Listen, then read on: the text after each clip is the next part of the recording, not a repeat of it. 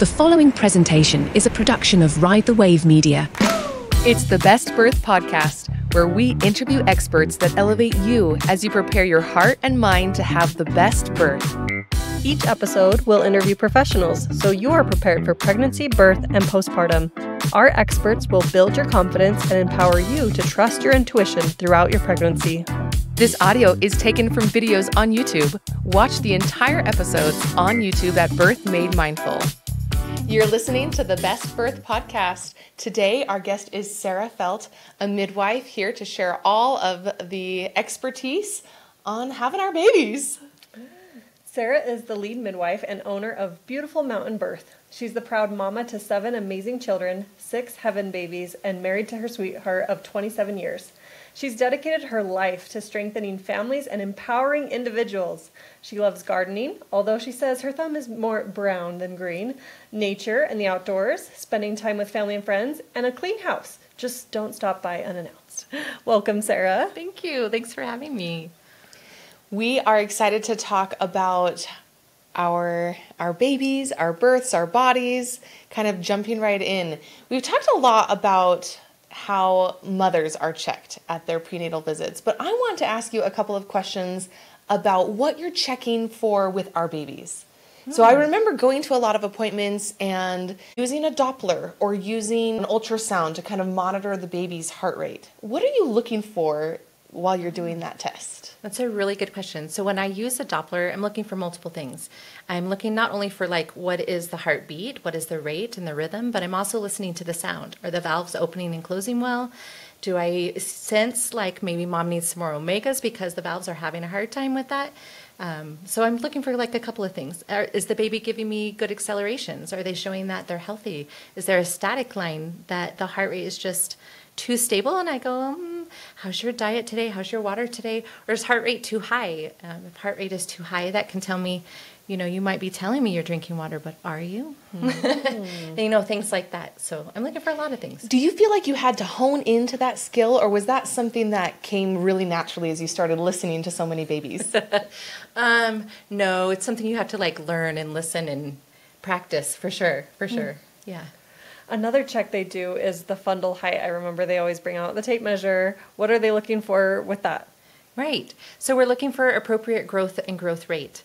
And we often joke in the midwifery community that we think midwives created the metric system because it's a centimeter of growth per week of pregnancy.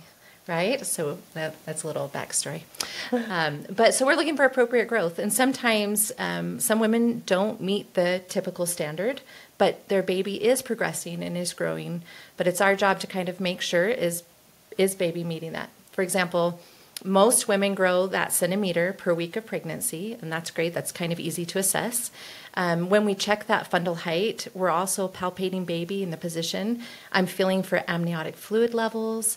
I'm feeling for baby's position. I'm feeling for anything that might be of concern. But I'm also looking and listening to the mom. And if she's told me in the past, hey, I've had a few babies that they induced me early because they were afraid my baby was too small, which is kind of funny, right? We don't want babies to be too big or too small, but really babies come in all sizes. It's just fine. And we've checked them with an ultrasound to follow up and make sure, and they're just fine. They're growing normally. We have small people in this universe. It's okay. So if it's 1 centimeter per month, at what point do you start having concerns if they're not on track, or if maybe you're I've always heard people say, "Oh, I'm measuring big. I'm 2 weeks ahead in my measurements." What does that tell us about the health of the pregnancy or the health of the baby? Right. So it can tell us several things. Babies are like normal humans. We have growth spurts. We have times where we're normal, and then as children, we just shoot up over a summer, and babies are a little bit the same inside the womb. So I'm looking for, is there a steady growth pattern? If I see a mom come in from one prenatal to the next and it's been 4 weeks and she hasn't had any growth, I'm going to ask more questions. I'm going to dig a little deeper, and I'm probably going to follow up with an ultrasound just to see what is going on with baby. Is baby safe? Is baby okay? And is this the same for a fetal kick count? Fetal kick count doesn't tell me growth, right? Fetal kick count tells me how is baby doing in the womb. And just like babies have personalities in real life, or humans do, right? Babies have personalities in the womb. So some kids are a little more mild, some kids a little more active. And so we look at that pattern as well. And that can change from, one child to the next child. So I look for kind of all of that. And the other thing we're watching for, babies actually develop a sleep and wake cycle around 32 weeks. And so sometimes I'll have a mom come in around 28 weeks and then 32 weeks, and they'll be like, I don't know, it's changed. The baby's changed. I'm like, that's normal. They're figuring out their cycle, and that's okay. And we look at, are they keeping that pattern, or are they changing who they are, right? Is there something that's out of the normal? And then we'll dig a little deeper. So if you stop feeling your baby kick, or you stop feeling those movements, is there different levels of normal? If they stop moving, let's find out why. So usually what we do when we're monitoring kick counts, it doesn't mean that I'm having you with a watch every hour going, okay, check, 10, I can go about my business, right? I want to see, is that normal pattern followed? If it's not, let's drink some juice, let's drink some Gatorade, just something a little sugary. Yes, it's the one time I encourage sugar. And lay down and just feel. And usually baby will react and go, oh, whoa, that was a nice little sugar rush, and they'll get moving and everything's fine. If baby's not keeping that movement up and that kick count up, then we look at why, and let's go get some more information and dig a little deeper and make sure baby's okay. And if they're not moving as they should, what could that be an indication of, or when should you worry? Right. Oh gosh, that's like the biggest question, right? What could it be an indication of? Usually that baby's not doing well. There's like a million reasons it could be. Maybe the amniotic fluid has gone really low. We saw that a lot during COVID. The water just disappeared overnight sometimes. And we had to work hard with some of our mamas to replace that. It can mean that baby's got some kind of abnormality that we haven't detected yet and that we haven't found. And usually everything is caught around that 20-week ultrasound. But, it's not an exact microscope into the womb. So we do our best in science that we have. I love that you spoke to patterns, because as your baby has a rhythm, it will be unique than if you compare it to someone else's. But I just remember being so worried that, oh, my baby's not moving. Are there some ways to reassure yourself? Like maybe your baby doesn't move as much and it's still okay, instead of just immediately jumping to, oh, something's wrong. Right. I'd like to tell moms and dads, look at your personality, look at your husband. Most likely your child's going to follow along some of those similarities with your personality, right? And if that baby isn't moving as much, definitely try the kick count test with the sugar and laying down. But also look at, like, when was the last time you felt baby move? Are they just pay attention? Are they following a pattern of sleeping and waking, and just trying to be aware more of what you're doing? And then thinking too, what has you changed in your behavior, right? Sometimes we have a day where we're just chilling. We're chilling on the couch. Maybe, I don't know what we're doing. Maybe we're doing bills at the table, or we're working at a job and we're more sedentary. And baby's like, sweet, I've got freedom to go. But if you're standing up, what happens when baby's out in your arms and you're moving? Baby sways, goes to sleep and calms down. And it's the same thing when baby's in your tummy. They're just like, oh, thanks. And they kind of melt. So being aware of, what did you change? I've always heard that as a baby gets bigger, they lose space, right? They don't have as much space. So is it normal as you're expanding and getting ready for delivery that a baby would have less room to move? Yes, right? Less room to move, but is it impossible to move? No. We see babies do incredible things, even deep into the birth canal, doing full 360s. We're like, how did you even manage that? So babies can still move. They just get a little more creative. So we should still be feeling all of that movement, into Yes. 38, 39, and 40 weeks. Right. And that movement might feel different than, at 32 weeks, it might feel like more punchy and stronger. Whereas when the baby has less room, so do you. So That's what I was feeling, because I always remember, as I got, gigantic, it felt like I'm not feeling my baby, kick or move as much. yeah, and that's fine. Yep. As we get closer to delivery and labor, there are things like the non-stress test or just monitoring more heart rates. What are the purposes of these tests? Right. Usually non-stress test is done. I haven't felt baby move. I feel like there's a change in their pattern. I'm concerned. And so they check to see, is baby under stress? And that's just having monitors hooked up to your belly along with a contraction monitor. And you have a little button and you get to click the button for every time the baby moves, and they watch for contraction pattern as well as the fetal heart tones that whole time and see how they're stable or how they're doing and how they're handling things. Sometimes non-stress test will also include an ultrasound follow-up. That is done more, I would say, in a hospital setting versus an out-of-hospital setting. With midwives out of hospital, we tend to do what we call a midwives non-stress test. Although we do have a non-stress test machine at my clinic and we do use it on occasion. But I find that if I can just play with baby on the belly and palpate, and I know baby's position and I know their pattern, we watch for, are they responding to my cues when we kind of mess with them on the belly and we rub their back or we kind of shift them a little bit. Does their heart rate go up and how long does it stay up? How well are they doing? So we kind of do a test that way with our Doppler in our hands.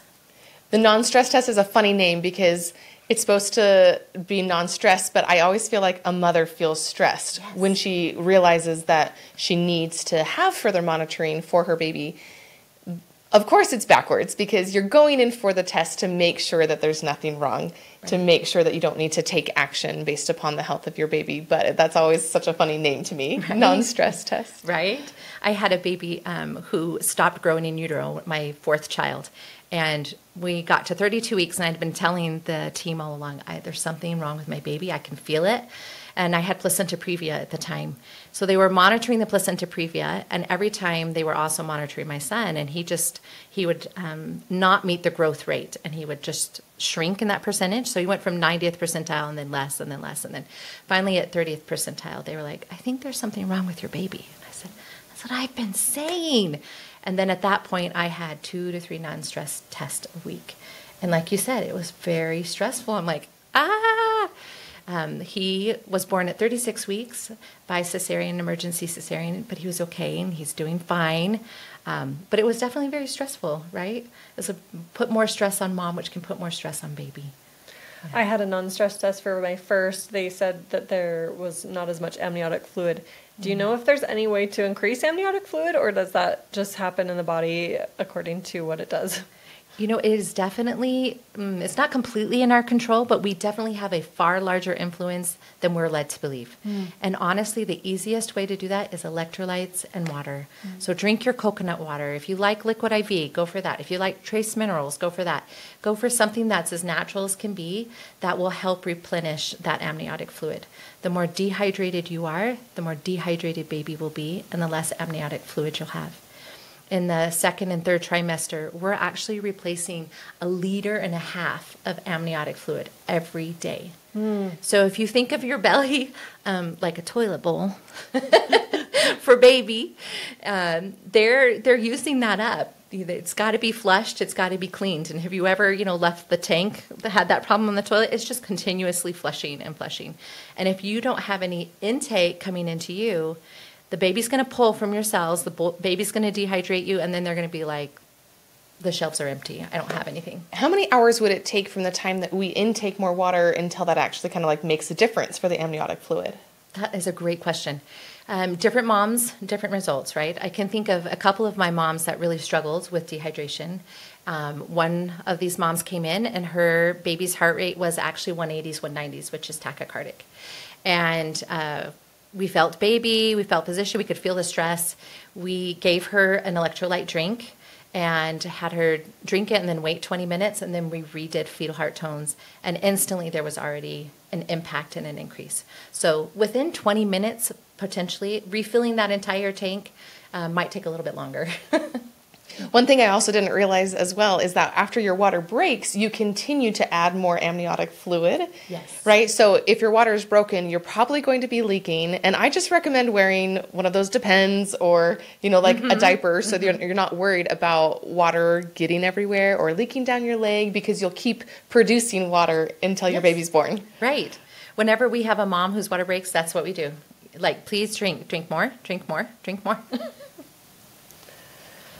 Yeah, my water broke with my first, and we walked to the hospital, and I was leaking as I went. And yeah, it's just so fascinating. They can just tell, yes, that's amniotic fluid. Do you want to share a little bit more about your birth stories with your children? Okay, well, gosh, where to start? So I have 7 children, so I have a few stories. I started out actually with my birth story. Let me preface this by saying my husband comes from a medical family, and I come from a little more medically minded family. And out of hospital birth was never an option, but I'd heard of natural birth, and so I was very interested. And that was something that piqued my interest. So I studied, I worked hard. I ended up not being able to get the birth that I wanted. I wasn't as prepared or educated as I thought I was. And my first birth was actually very difficult. I had an epidural. I pushed for 4.5 hours. They used forceps, they used vacuum, and she ended up with a traumatic brain injury from her birth. She's doing great today, but that was the short of hers. My second, I figured I was broken. I wasn't meant to have babies. So I had another epidural. And all of my babies, except for my C-section, all of my babies are posterior. All of my babies have meconium, and all of my babies need resuscitation. And all of my babies have shoulder dystocia and have to be extracted at some point. So that was my second and my third story. My fourth was the cesarean. My fifth, I was fed up. I was like, that's it. I cannot be broken. I saw this video, and if I could track it down, I totally would share it with the world. And it's been removed from the internet, I swear. But this woman, she was in France. Imagine like this beautiful white gown, like totally picturesque French movie, right? And she's laboring in this attic space. There's candles everywhere, no furniture, no nothing else. Her midwife is sitting against the wall. Her husband is sitting against the wall. And she's just moving as she feels those waves and those contractions. And there's just calm, gentle music playing in the background. And there's like a time lapse. You know, obviously her labor wasn't 4 minutes. But then suddenly she reaches down underneath this beautiful white gown and pulls up this baby and puts it skin to skin. And I was like, what? Are you telling me birth can be like that? I've been robbed. I've been robbed. And so I studied. I worked really hard, and I hired a doula for the hospital. And I had my first all-natural birth at the hospital. And then my 6th and my 7th I had at home. So that's the short version. And you've probably seen a lot of births in your practice as well, where, you know, half of them are that gorgeous, you know, white flowy dress version, and then the other half are a different story. Right. Yeah, my story never got to the white, beautiful dress. She just inspired me. My stories were, well, my last baby, let me put it this way. My last baby, we had 2 foreign exchange students living with us. So we had 8 children when I went into labor. Came out with 9, right? And when I went into labor, I said, I just don't want anybody around. Just send everybody to the basement. I didn't think at the time the basement was the TV was directly below my bedroom. And I'm not quiet. I'm a freight train. Mm-hmm. That loud birthing sound that some moms make, I make it really good. And afterwards, I was like, I wonder if these poor exchange students, a girl from Germany and a girl from Spain, I'm like, oh my goodness, what are they going to think? And they came upstairs, and luckily the TV had been loud enough they didn't hear anything. But no, I was never the white dress peaceful birther. No. Well, what are some ways to prepare for labor, regardless of the experience you're going to have? That is a really good question. I think first, educate yourself, right? Learn stories, hear stories, and hear positive birth stories. We have plenty of fear out there. We've all had plenty of a dose of that. Go hear positive, inspiring stories. Let people tell you their victories in birth, whether they be at the hospital or they be at home or they be your great-grandmother's story or your neighbors. Find those positive ones to fill your heart and your mind with. And then look inside your soul for what work you need to do on your own. We often see in the natural birth world moms who don't go into labor. And why aren't they going into labor? According to the 40-week, right, which we all know there's no due date. There's no assignment to turn in. You get a cute package at the end. But the question is, why? Like, what's going on emotionally with you? Do you have some concerns that are unresolved? Have you had birth trauma in your family that you might be holding on to generationally in your own body? I don't know if you guys have ever studied epigenetics, but that trauma is passed down through your cells. So do you have something to clear up and maybe write out or journal out or talk to a friend about or do birth art or birth work? So do some kind of a journey and discovery journey for yourself of where am I at emotionally? Where do I really sit with this process? And where are my feelings? And sometimes the issues that come up when I work with a client to go into labor, because we'll do foot zoning, we'll do things like that, we'll do acupressure, we'll do emotional processing for labor work. And sometimes the issues are really nothing related to birth, which always surprises the mom. I can think of one sweet mom, and her part of her concerns that were keeping her back were things that she dealt with when she was 12 and 13 years old with neighbors and with friends and with not being acknowledged for her gifts and her talents. And she felt like the black sheep in her community for going against the grain and doing a natural birth at home. And once she processed through that fear, I mean, she had the most beautiful delivery. It was beautiful. I can think of another mom, and her fear, like she was so excited, and we're working through all these things, and I'd bring them up as I would identify them on the feet, and then, which sounds really weird. Foot zoning is a whole nother podcast, ladies.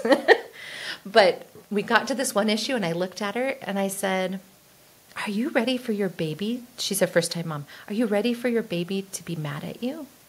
And she lost it. She broke down hysterical, ugly crying. And she was like, my baby? No, I'm a good mom. I'm going to be a good mom.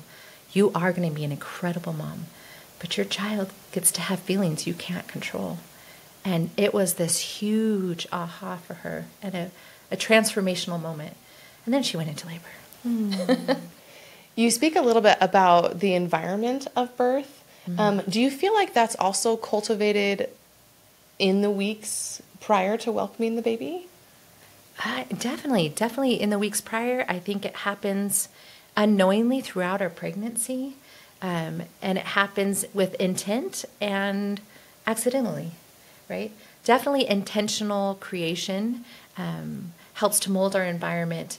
Whether or not we're there, it creates an environment where we can be there potentially. And so I think that's a great idea to do. And definitely the actions you take in the discussing and reading and studying throughout pregnancy, or even if you're not pregnant yet, sometimes we forget that time either in between babies or before you ever have your first child is just as powerful for a pregnancy and a delivery.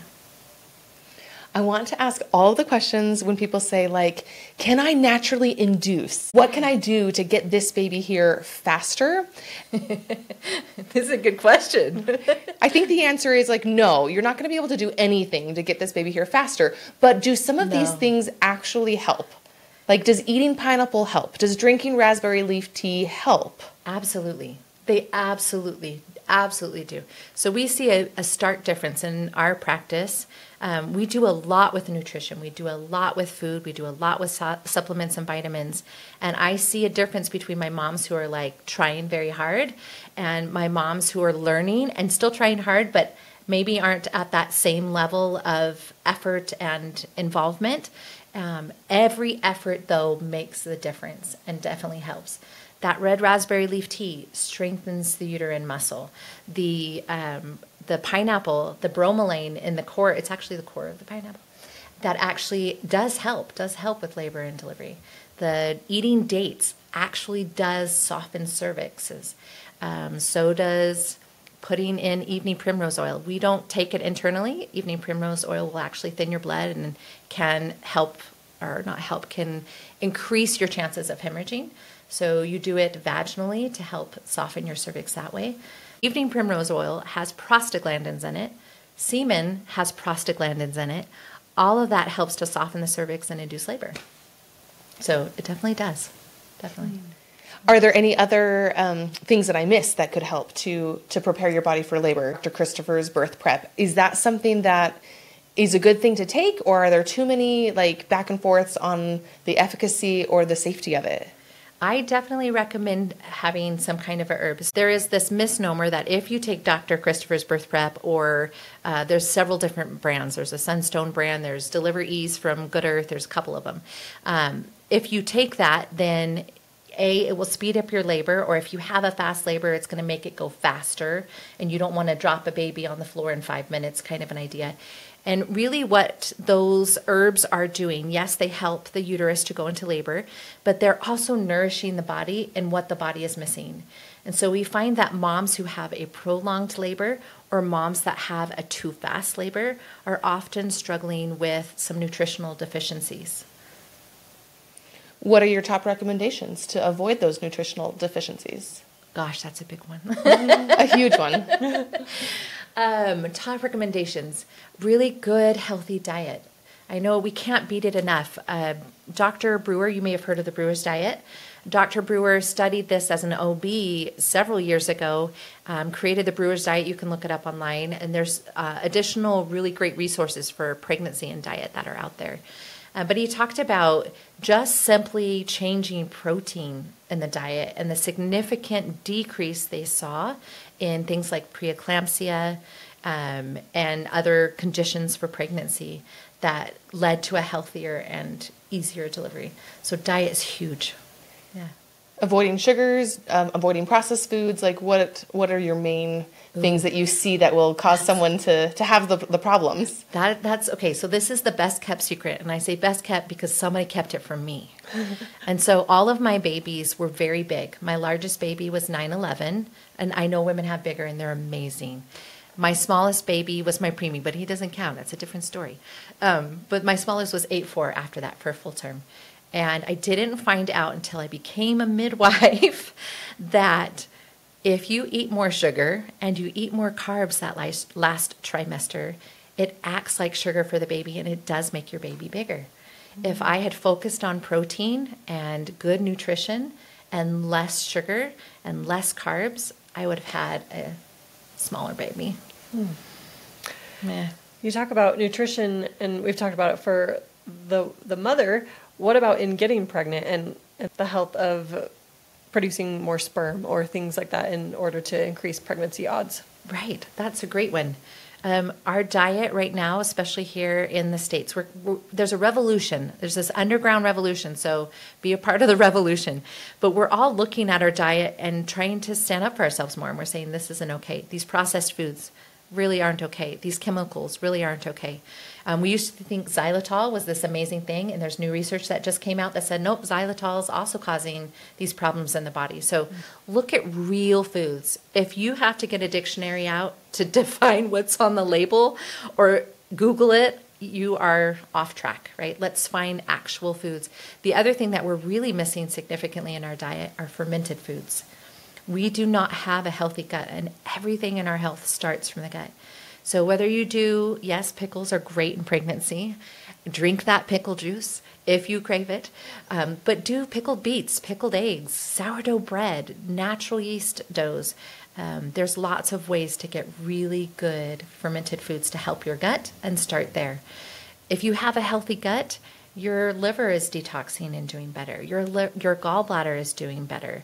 Your pancreas is doing better, and that will just support that whole foundation of a good, healthy pregnancy. Look at what you're drinking. Are you drinking a lot of water? Are you drinking a lot of sodas? I can guarantee you if you have a Monster every day, your sperm count's going to be lower. It impacts it on a very, very real level. Oh, this is so important, our nutrition, our health. Let's talk a little bit about exercise. How does exercise in like the last weeks getting ready for labor help to have a smoother delivery? That's a great question. I like to see moms keep up on what they were doing before pregnancy. You may have heard of the mom here who, I think she was like 8 months pregnant or 9 months pregnant, and she ran like the fastest mile, like totally inspirational, right? I am not a runner, so I really looked up to her. I do different kinds of exercise for myself, but what you start before, continue. Some women get to that first trimester where they feel terrible And that's a different topic as well. There are things you can do so you don't have to feel as terrible. Doctors will tell you morning sickness is normal.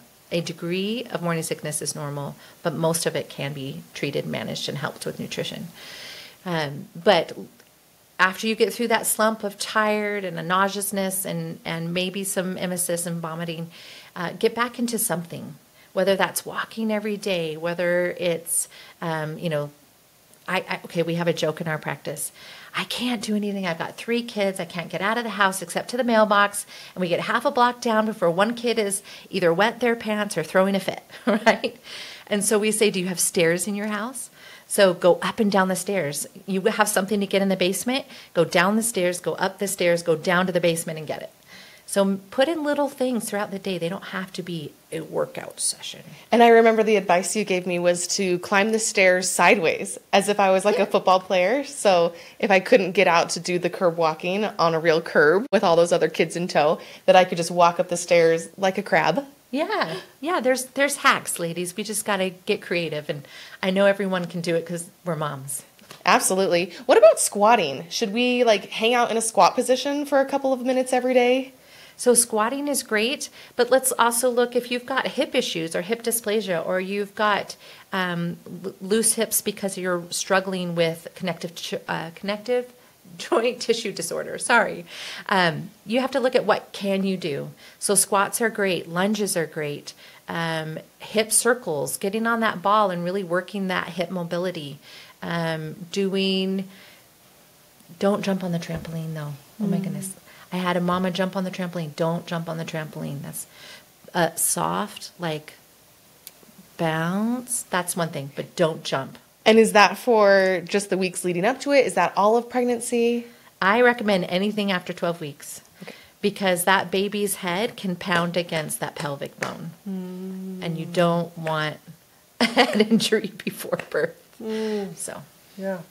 We've talked a lot about nourishing the body through exercise and nutrition. What about nourishing the mind? How can we prepare our mind for birth? We know it's a big mental game. Right. Positive self-talk and affirmations. You did affirmations, Yeah. right? I remember that. They're around here somewhere. We'll link to the affirmations, and I would just say them out loud too, sometimes to make myself believe them. I am strong. All of the women are birthing with me. It's you don't want to always be feeling that positive when you're in pain during labor, but I would try to say them ahead of time so that I could remind myself why I was doing the work to have an unmedicated labor. Yeah, I love it. And sometimes if you don't have the time to maybe make something pretty, I've had moms say, but I saw these beautiful ones that Sarah did, or I saw the thing on Pinterest. I'm like, get out a 3x5 card or take a piece of newspaper, your kid's scrap paper. It doesn't matter what it is. What matters is that you're taking an idea and a thought and you're forming it into reality by putting it on paper. And I've had moms come with their 3x5 cards and literally just stick them up all over the birth center so they see them. And I've had moms who wrote them out on a list. We had one sweet mom. She was so sweet and so tender.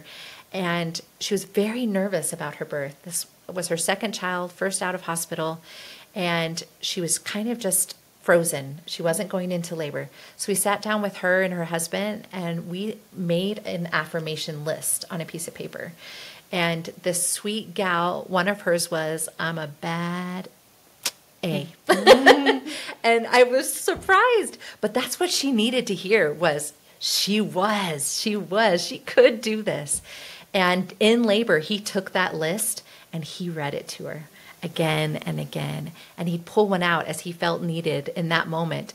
And when she started to get discouraged and he read her an affirmation or we repeated one of those affirmations, she would just yes, I can. And she would be so encouraged. So definitely good mental moment, or stand in front of the mirror and say your affirmations. Hang them up in your house, whatever you need to do to get in that positive game. Some women will record it and then play it to themselves as they're sleeping. That's an easy thing to do. Listen to somebody else's. There's so many amazing ones on YouTube. You can pick your accent. You can pick your gender voice reading to you. And you can get some really good ones. Yeah, our mind is so powerful with all of this and just the empowerment that can come and the inspiration. What about these mental exercises for when things don't go as planned, or when we maybe have a loss of a baby? That is a really good one. Oh, when things don't go as planned. I think it's important, even when we prepare in prenatals with our mommies, we talk about preparing for the unexpected allows you to go there safely in labor. So it's not a taboo topic we don't talk about. It's something we prepare for ahead of time and say, all right, if this were to happen, how am I going to handle it in that moment? Knowing that I am safe and the best care is going to be given to me and to my baby. And with loss, having gone through loss, I've lost 6 babies, and those were very difficult challenges. One of my babies I lost just before the pandemic hit, and we had a family Halloween party, so a couple months before, I should say. We were going up for the family party, and I had decided to surprise my husband and not tell him I was pregnant, because I usually can't keep it a secret, but I was at 15 weeks and I had kept it a secret. And I usually can't keep it a secret because I have hyperemesis and I'm vomiting every day from 6 weeks on. And I woke up that morning of this family party and I was miscarrying. And I lost it. I was bawling, I was crying. And my poor confused husband's like, what just happened? And it took me like an hour to get the courage to tell him. And he had to go through his own mourning process. Like, you didn't even tell me you were pregnant. And I was like, I was going to surprise you. Like, it was going to be this great thing. And we went to that family party and I couldn't even handle, like, I got in the front door. I had managed to compose myself. I got in the front door. I saw my family and I lost it again. And my poor mom and my brother and all my family was like, what is going on? And I just went to the basement, curled up on a blanket on my brother's couch, and I let myself mourn. I let myself cry. And I knew that my family would take care of my kids and my husband would be fine. And I just let myself process. So giving yourself a safe space to process. It's okay. It's okay to mourn that loss. That was a real little one that you had. And that connection will be there forever. Being able to remember them forever and hold that treasure in your heart is so important, not just trying to forget about it or feel like it wasn't important or it didn't matter because maybe you were only 8 weeks along or 9 weeks along, but each time to recall with fondness and to remember. Right. I think grief is harder when we don't talk about it. And grief is harder when we don't share it. And it's okay. I had somebody tell me once, well, I can only help somebody if I've been through it. And I don't agree. I totally disagree. I am never going to go through everything you are. But I love you and I see you and I can walk beside you. I can cry with you even though it wasn't my experience. And that's really all we got to do for each other is sit down and say, you know what? I see you. You're having a hard day. What happened? And just listen. Just listen. Just let that person cry on your shoulder. And if their house is a mess and a wreck for the day, go over without judgment and either sit with them if that's what they want, or maybe do the dishes for them if that's what they want. But get to know your friend or your community, or if it's you, be willing to speak up and to ask. And it took me until my last miscarriage to speak up. My other ones I kept. As you can see, it still makes me tender. I kept because I didn't feel understood. I didn't feel heard.